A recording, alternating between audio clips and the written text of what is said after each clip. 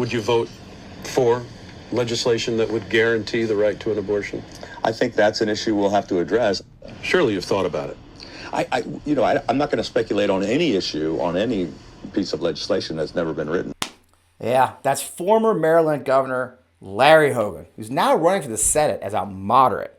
Desperately, and I mean desperately trying not to answer the question about supporting a national abortion ban. I mean, how desperate? Well, here he is again. But dodged when asked whether he'd vote to codify Roe v. Wade. I'm not going to talk about speculation over specific wording of a specific bill, but we'll talk about that during the election. Look, this isn't an issue you have to think about, all right, folks? Come on. He has since tried to find a reasonable position on the topic. I think last month he decided he was actually pro-choice. He's shown who he is, and in the end, he's a Republican. He will stay in the race. He will be a key. The Republicans gain the majority of the Senate this cycle, and we know what they're going to do when they take the majority. Well, one Democrat has taken the race by storm. Angela Alsobrooks has been the first woman to do, well, fill in the blank, okay? First full-time domestic violence prosecutor in Maryland, first black woman state's attorney in Prince George's County, first black woman county executive in Maryland. She has overcome a self-funded millionaire who came in, almost bought the race. She beat him by doing it the right way, by doing the work. She secured the nomination just last month, and now she's going after Larry Hogan himself.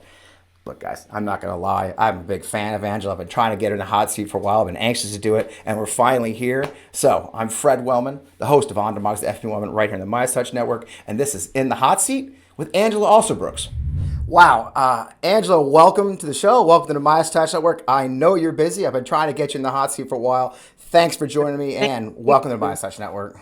Well, thank you for having me. It's so great to finally be able to be on this show with you, and thank you so much for all you do. This is an exciting time, and there's a lot to discuss. Lot to talk about. A lot going on. So having said that, you've had a lifetime of public service. I was preparing for the show, look at your bio. I mean, you kind of jumped at a young age while raising your own daughter. Your lifetime in living in Maryland, a beautiful state, diverse state.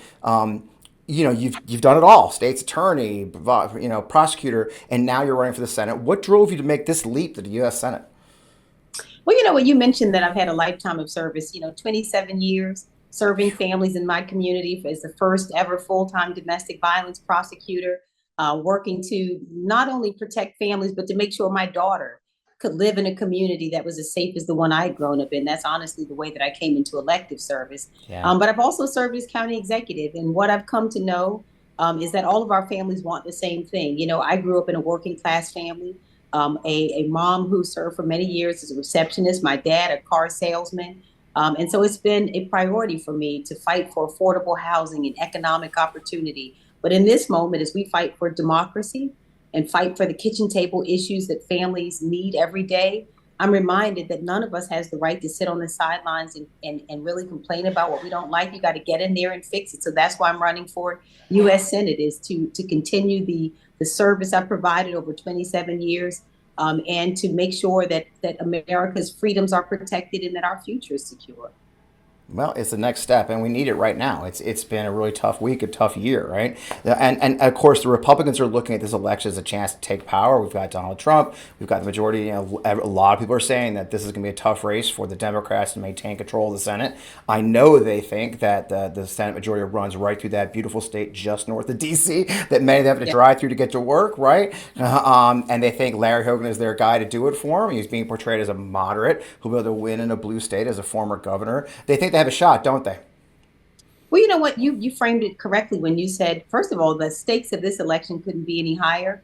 Right. And the person who really thinks that Maryland is the place to turn the Senate red and to change majority over to a party led by Donald Trump is Mitch McConnell.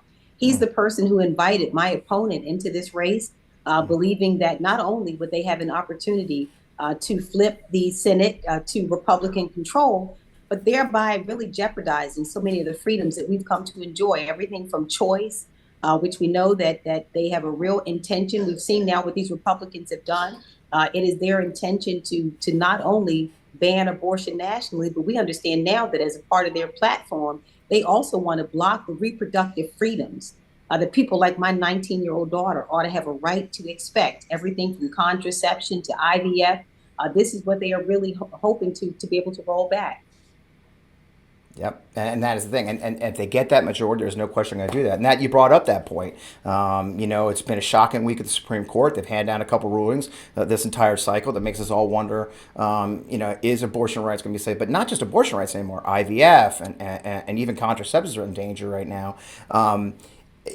It worries a lot of folks, I think. I opened with those clips of Larry Hogan trying to avoid the question completely about abortion and where he stands on it. He wants to tell us that Maryland women have nothing to worry about. You're in a blue state. Do you think women in a blue state like yours are as worried as the rest of us? And what should they be worried about? You know what? I think we're all worried. I mean, what we recognize is we saw, many of these Supreme Court justices who during their confirmation hearings say exactly what Larry Hogan said. Larry Hogan came into this race and when questioned very directly about whether or not he would vote to codify in federal law a woman's right to choose. And he said these words: "I refuse to speculate on any piece of legislation." What we came to understand is that we can't trust it. We know that this is the same court first that said they wouldn't speculate, said it was well-established precedent and law, and we saw the overturning of Roe. We know Larry Hogan, we don't have to even just listen to his words. We can look at what he's done as governor of the state of Maryland. He vetoed important abortion care legislation that would have expanded abortion care across the state. And when he was overridden by the legislature, he withheld the funding until the next governor came into office. And so he has a record. Bless his heart. He said he turned pro-choice last month. We don't believe him. And we don't have any reason to believe that this Senate, if it were to fall in the hands of the Republicans, would not see a further rolling back of our rights and freedoms, not only abortion care and reproductive freedom, but look at what this court has done. Just over the last few weeks, we've seen the Chevron decision. We've seen today a decision regarding immunity saying that, you know what, now only certain people are above the law. This is dangerous. And so this is a time where the 51st vote is what this election is about in Maryland. Who should have the 51st vote? And we absolutely know that we cannot allow it to fall into the hands of a party led by Donald Trump. I have a long record of fighting for families, and I'll continue fighting also for their freedoms.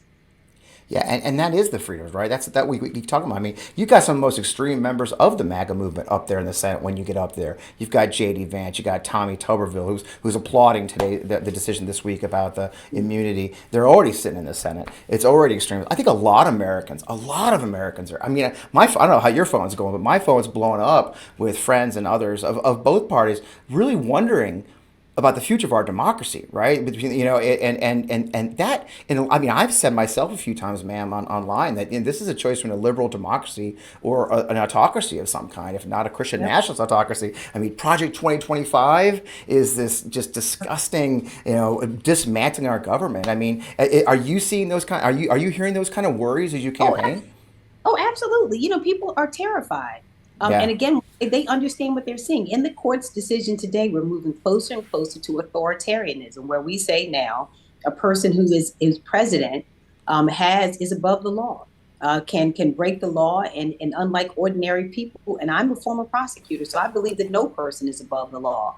But this is very frightening, and we understand that again, the 51st vote is important. But this Supreme Court, with these conservative justices, we now know that in the next term, we have the opportunity to probably appoint 2 more Supreme Court justices. And if we continue in the way that we have gone, we will see a further eroding of our rights, and that we'll be moving further and further backwards. And so this is a really frightening time. Our democracy is clearly on the line. And I know that people will come out. I know Marylanders are very savvy as voters. They will come out, and I know that they will vote for me, and they will vote as well to ensure that we keep control of the Senate in Democratic hands. It's so important. And you talked about a little bit about being a former prosecutor, and I think we have a little extra time. And, another issue I have, just had a conversation with another candidate about the gun violence epidemic. I know you've dealt with that personally, both as a prosecutor and a county executive. That's a very hard issue. Where does that fall in your priorities as you look at your next steps being a member of the Senate? Well, it's a huge priority. I served as the elected prosecutor here. During my time in office, I oversaw a 50% cut in violent crime. Wow. But I can tell you what I also did. I consoled a good number of mothers who had lost their children. I consoled also spouses who had lost loved ones to violence. There is nothing quite like the memory that you hold. It's one thing to kind of talk about the issue. It's another thing to have experienced it firsthand. So really making sure that we are passing sensible gun legislation that allows us to ban these assault weapons and to get the ghost guns off the street. You know, the number one killer, Fred, of children in the United States of America is gun violence. It's unconscionable. It's not by disease. It's not by accident. How can we as a society continue and not take every effort possible to pass sensible gun legislation to make sure that our children don't have to face a future where gun violence is the number one way that they die? This is unacceptable. Yeah, and I think it's just declared a public health emergency because it is a public health emergency. And I ask that because, like you said, you cut your teeth at the local level in a tough part, in a tough jobs. I mean, prosecution, sexual violence. I mean, those are very tough jobs where you cut your teeth. You've seen the effects of crime, and you take it to the Senate with you, that understanding of a better enemy, don't you? Oh, I absolutely do. The people that I have met in our state, from one side of the state to the next, again, they all want the same things. We want to live in places that are safe. People want to make sure that it's affordable. These are things that I will take with me to the Senate, but also will take a record of being able to get things done. You know, what we see in Washington is that, people can talk about the problem, but it takes something different to come with a solution. As an executive, I've been on the ground, both as the elected prosecutor and as county executive, absolutely every day. My job has been to bring about solutions. And I believe the people who are closest to the pain are closest to the solutions. What Marylanders want, what Americans want, are people who are focused on them every single day, the needs of their families, the cares and concerns of their families, and who have actual solutions. You mentioned Tommy Tuberville. You speak about a person who has no interest in a solution, who held up those military appointments, to make some kind of point, which the point was that he wanted to abridge the rights of women in the military. He didn't want them to have access to abortion care. So this is ridiculous. It is ridiculous. We have so much to do. That's why the 51st vote, the Senate majority, it's extremely important in this race. I ask everybody who's watching to lean in. I'm at AngelaAlsobrooks.com. Ask people to lean in, to be able to contribute to our campaign, to spread the word about it, because Mitch McConnell and the Republicans have said that Maryland is one of the top 4 states that they believe they have their eyes on to flip this Senate to red, and we're going to stop it. I love it. And you answered the last question already. Where can we find you? AngelaAlsobrooks.com. Yes. I love it. Well, I'm not going to take much more time. I know you got to get back on the road. I know you're campaign manager, so I really appreciate the time you've given us, man. We wish you the best of luck, ma'am. And thank you for the service you've already given your county, your state, and the people of the state. And we hope for the best. We're not done yet. Let's go win. Everybody, again, go to AngelaAlsobrooks.com and let's save democracy and take care of our families. Thank you so much, Fred. Thank you. Appreciate it.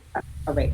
Man, what a great conversation with a great public servant. We're introducing you to a lot of different candidates. Some candidates are new. They've never run for office before. And then you got somebody like Angela Alsobrooks in Maryland who has run and has served the public an incredible career. And not just as like a delegate, but as a prosecutor, as a county executive down there in the trenches. So exciting race there in Maryland. I hope you'll keep your eye on it. As always, another great In the Hot Seat with FP Wellman right here on the MeidasTouch Network. You know me, Fred Wellman. I host On Democracy with FP Wellman every Friday night at 11 p.m. right here on the MeidasTouch Network. Stay in touch. And as I always tell you, we got to stay in the fight, folks. See you soon.